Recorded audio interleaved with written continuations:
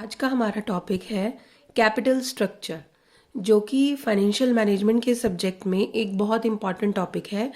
ये आपका BCom 6 semester या फिर एमकॉम सेकंड सेमेस्टर दोनों में ही काम आ सकता है। तो सबसे पहले मैं आपको बताना चाहूँगी कि कैपिटल स्ट्रक्चर क्या होता है।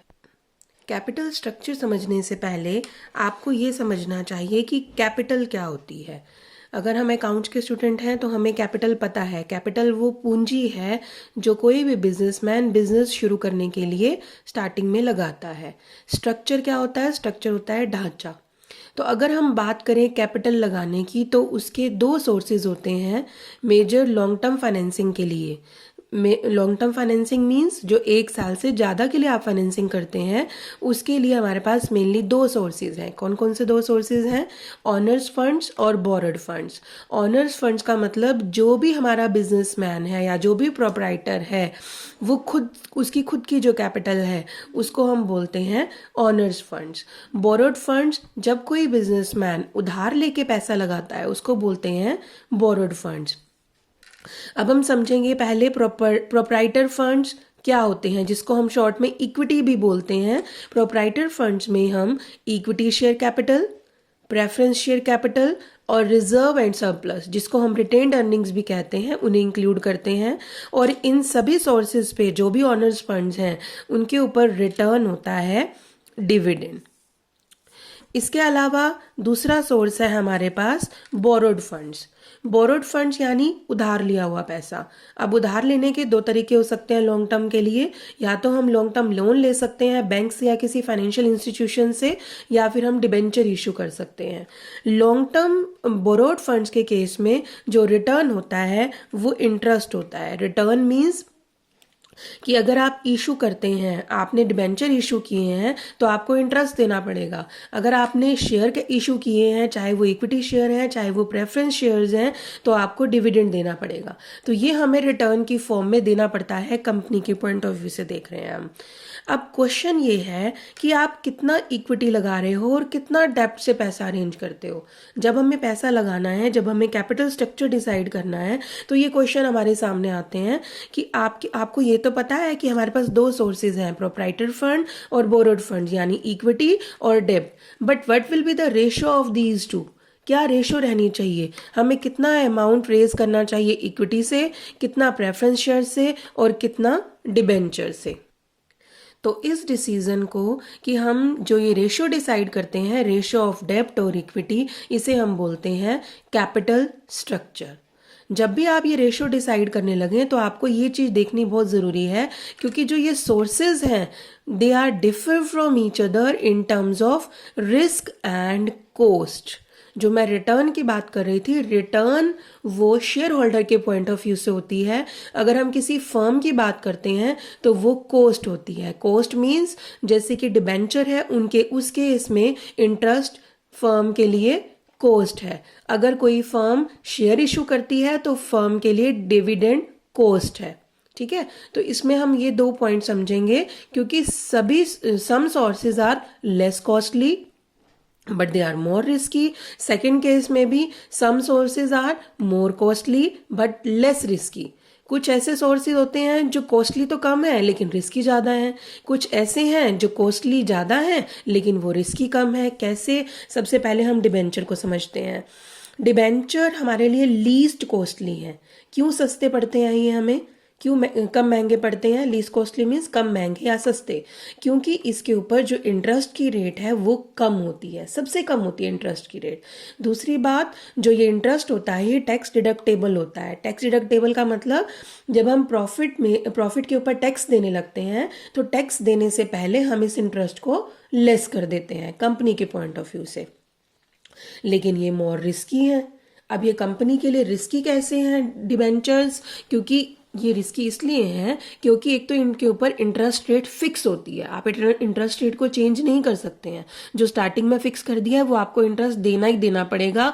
और दूसरी बात, ये ज़्यादा रिस्की इस वजह से हैं क्योंकि वो आपको इंटरेस्ट देना ही देना पड़ेगा, चाहे कंपनी में प्रॉफिट्स हो रहे हों या ना हो रहे हों। तो इसीलिए डिबेंचर देखो हैं तो लेस कॉस्टली, सस्ते तो पड़ते हैं, लेकिन ये रिस्की ज़्यादा है। क्योंकि इनके ऊपर इंटरेस्ट रेट कम है, लेकिन वो इंटरेस्ट देना कंपल्शन है आपके ऊपर। अगर आपने डिबेंचर इशू कर दिए तो चाहे आपको एसेट बेचकर पैसे देने पड़े, इंटरेस्ट के पैसे देने ही देने पड़ेंगे। लेकिन अगर हम दूसरा केस देखें इक्विटी शेयर का, इक्विटी शेयर हमें ज़्यादा कॉस्टली पड़ते हैं, क्योंकि इक्विटी शेयर्स को हमेशा बचा खुचा मिलता है, लेकिन जब मिलता है तो बहुत ज़्यादा मिलता है। तो इसीलिए जो भी इक्विटी शेयर्स होते हैं वो उनके ऊपर कोई फिक्स रेट तो होती नहीं है, तो इसीलिए उनकी एक्सपेक्टेशन ज़्यादा होती हैं कि जितना भी प्रॉफिट की अर्निंग्स बचेंगी वो सारी अर्निंग्स इक्विटी में बच जाएंगी। लेकिन ये लेस रिस्की होते हैं, क्योंकि इनके लिए कोई कंपल्शन नहीं है, कोई फिक्स रेट नहीं है। अगर कंपनी के पास पैसे होंगे तो वो इनको डिविडेंड देंगे, अदरवाइज इनको नहीं देंगे। थर्ड है preference shares. Preference shares in दोनों के बीच में आते हैं। प्रेफरेंस शेयर्स लेस कॉस्टली हैं इक्विटी शेयर से, लेकिन ज़्यादा कॉस्टली हैं डिबेंचर से। रीज़न ये है, इंटरेस्ट रेट जो डिबेंचर की थी वो सबसे कम होती है। प्रेफरेंस शेयर की डिविडेंड रेट फिक्स है, लेकिन इंटरेस्ट रेट से ज़्यादा है। इंटरेस्ट रेट किसकी? जो हमारे डिबेंचर्स थे, डिबेंचर्स की इंटरेस्ट रेट से ज़्यादा होता है, तो इसीलिए ये थोड़ा सा हमें कॉस्टली पड़ता है डिबेंचर से, लेकिन इक्विटी शेयर से हमें सस्ता पड़ता है।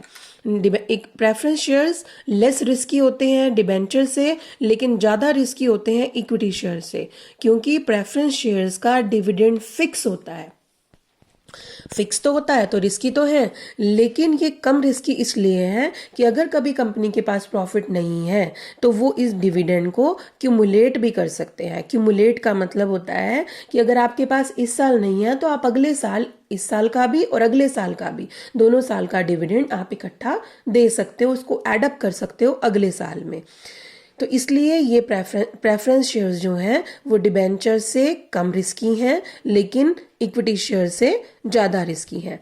तो इसीलिए जब भी आप डिबेंचर्स की, इक्विटी शेयर और प्रेफरेंस शेयर की रेशियो डिसाइड करने लगे, यानी कैपिटल स्ट्रक्चर बनाने लगे, तो हमें इन सभी जितने भी हमारे पास ऑप्शन है, इक्विटी, डिबेंचर और प्रेफरेंस शेयर्स, तीनों के प्रॉज एंड कॉन्स, यानी उनकी पॉजिटिव पॉइंट और नेगेटिव पॉइंट, उन दोनों को हमें देख लेना चाहिए, और हमारी फर्म की क्या पोजिशन है उस सब में हमें चेक करके फिर कैपिटल स्ट्रक्चर डिसाइड करना। अब मैं आपको एक ये डिफरेंस बताना चाहूँगी कैपिटल स्ट्रक्चर, कैपिटलाइजेशन और फाइनेंशियल स्ट्रक्चर के बीच में, क्योंकि इन तीनों टर्म का डिफरेंस बहुत इंपॉर्टेंट है। कैपिटल स्ट्रक्चर है रेशियो ऑफ डेब्ट एंड इक्विटी की, सिर्फ हम इसको देखते हैं कि इनमें कितना प्रपोर्शन है, इनका कितना परसेंटेज डेब्ट का है हमारी कैपिटल में, कितना परसेंटेज इक्विटी का है। कैपिटलाइजेशन का मतलब होता है total amount of security issued by the company, कितना टोटल कंपनी ने लॉन्ग टर्म में इशू किया है, टोटल अमाउंट को हम बोलते हैं कैपिटलाइजेशन। अगर हम फाइनेंशियल स्ट्रक्चर की बात करें तो इसमें हम पूरी लायबिलिटी साइड ले लेते हैं, यानी इसमें हम शॉर्ट टर्म और लॉन्ग टर्म दोनों डेब्ट्स को इंक्लूड करते हैं। अब मैंने इसे एक एग्जाम्पल से समझाया है, जैसे कि इसमें बताया है कि कंपनी के पास इक्विटी शेयर कैपिटल है 10 lakh, preference share 5 lakh, long term loans 2 lakh, retained earnings 6 lakh, capital structure 50,000 और लायबिलिटी, करंट लायबिलिटी है 1.5 लाख की, यानी टोटल 25 लाख की उसके पास लायबिलिटी पार्ट है। अगर हम देखें कैपिटलाइजेशन को, तो कैपिटलाइजेशन में हम तीनों चीज़ों को ऐड कर देंगे, इक्विटी, प्रेफरेंस और लॉन्ग टर्म लोन। तीनों को जब आप ऐड करोगे तो आपके पास अमाउंट आ गया 17 लाख, 17 लाख। 17 लाख को हम क्या बोलेंगे? कैपिटलाइजेशन। लेकिन अगर हम इन तीनों का, जो तीनों हमने देखा था लॉन्ग टर्म कैपिटल के लिए, तीनों का अगर हम प्रपोर्शन निकालें, जैसे कि टोटल है 17 लाख, 17 लाख में से 10 लाख इक्विटी का है, तो 10 लाख बटे 17 लाख गुना में 100 करें तो ये आ जाएगा हमारे पास 58.82%, 58.82%। ये पार्ट इक्विटी का है। इसी तरह से 5 लाख बटे में 17 लाख गुना में 100, 29.41% ये प्रेफरेंस शेयर का है, और 11.77%, 11.77% ये लोन्स का है। जब हम ये सारा प्रपोर्शन या रेशो देखते हैं, इसको बोलते हैं कैपिटल स्ट्रक्चर। अगर हम फाइनेंशियल स्ट्रक्चर की बात करें तो उसमें हम इन लॉन्ग टर्म कैपिटल के साथ रिजर्व, कैपिटल सरप्लस और करंट लायबिलिटी, इन सभी को इंक्लूड करते हैं और सभी की अलग अलग हम प्रपोर्शन देखते हैं, तब हम इसको बोलते हैं फाइनेंशियल स्ट्रक्चर। कुछ राइटर्स या कुछ ऑथर्स ने ये रिटेन्ड अर्निंग्स और कैपिटल सरप्लस को भी कैपिटल स्ट्रक्चर में इंक्लूड किया है और फिर उसकी रेशो देखी है। जैसे कि टोटल अमाउंट हो गया 23,50,000 का, तो उसमें उन्होंने जब रेशो निकाली है तो उन्होंने 10 लाख की, 5 लाख की, 2 लाख, 6 लाख और 50,000 यानी रिटेन्ड अर्निंग्स और कैपिटल सरप्लस को भी इंक्लूड कर लेते हैं। नेक्स्ट टॉपिक है इंपॉर्टेंस ऑफ कैपिटल स्ट्रक्चर। अब हमें समझ आ गया कि कैपिटल स्ट्रक्चर क्या होता है। कैपिटल स्ट्रक्चर मींस जिसमें हम इक्विटी और डेब्ट की रेशियो डिसाइड कर लेते हैं कि हमें कितना इक्विटी लगाना है और कितना डेब्ट में पैसा लगाना है। तो ये इंपॉर्टेंट क्यों है? ये इंपॉर्टेंट इसलिए है क्योंकि it determines the risk assumed by the firm. कैसे? अगर कोई फर्म रिस्क ज़्यादा लेती है, रिस्क ज़्यादा लेने का मतलब है कि उनके पास पैसे हैं तभी वो रिस्क लेना चाहते हैं, तब वो डिबेंचर इशू करते हैं। अगर कोई एक फर्म ऐसी है जो रिस्क कम लेना चाहती है तो वो इक्विटी इशू करते हैं। क्यों? क्योंकि इक्विटी शेयर कम रिस्की हैं। किस लिए कम रिस्की हैं? क्योंकि उनके ऊपर कोई फिक्स रेट ऑफ इंटरेस्ट है नहीं, तो वो दें या ना दें उनकी मर्जी है। तो रिस्क का पता चलता है। जो ज़्यादा डिबेंचर इशू कर रहे हैं वो ज़्यादा रिस्क ले रहे हैं, जो कम डिबेंचर इशू कर रहे हैं वो कम रिस्क लेना चाहते हैं। Second, it determines the cost of capital of the firm. अभी मैंने आपको बताया जो इंटरेस्ट है वो फर्म के लिए कॉस्ट है, जो डिविडेंड है प्रेफरेंस शेयर का या इक्विटी का वो फर्म के लिए कॉस्ट है। तो कॉस्ट ऑफ कैपिटल निकालने के लिए भी, कॉस्ट ऑफ कैपिटल एक्चुअली ये टर्म यूज होती है expectation of investor from the firm, कि फर्म कितना मिनिमम रेट एक्सपेक्ट कर रहे हैं फर्म से, तो वो निकालने में भी कैपिटल स्ट्रक्चर हमारी हेल्प करता है। It affect the flexibility and the liquidity of the firm. अगर हमने डिबेंचर इशू कर दिए तो फ्लेक्सिबिलिटी कम हो जाती है क्योंकि आपको वो इंटरेस्ट देना ही देना पड़ेगा।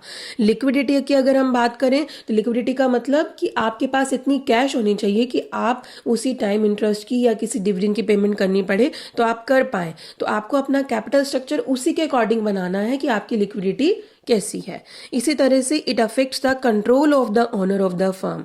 कंट्रोल कब रहता है फर्म के ओनर के हाथ में? जब वो इक्विटी शेयर नहीं डिबेंचर इशू करते हैं, क्योंकि डिबेंचर जब वो इशू करते हैं तो डिबेंचर खरीदने वाला आपकी फर्म का क्रेडिटर बन जाता है, ऑनर नहीं बनता है। लेकिन अगर हमारी फर्म का कोई शेयर खरीदता है तो वो हमारी फर्म का उतने ही पार्ट का ऑनर बन जाता है। तो अगर हम कंट्रोल रखना चाहते हैं अपने ही हाथों में तो हम इक्विटी शेयर कम इशू करेंगे। अगर हम कंट्रोल की चिंता नहीं है कि ऑनरशिप कोई बात नहीं, अगर बाकी लोगों के पास भी चली जाएगी तो कोई प्रॉब्लम नहीं है, तो आप डिबेंचर इशू करते हैं।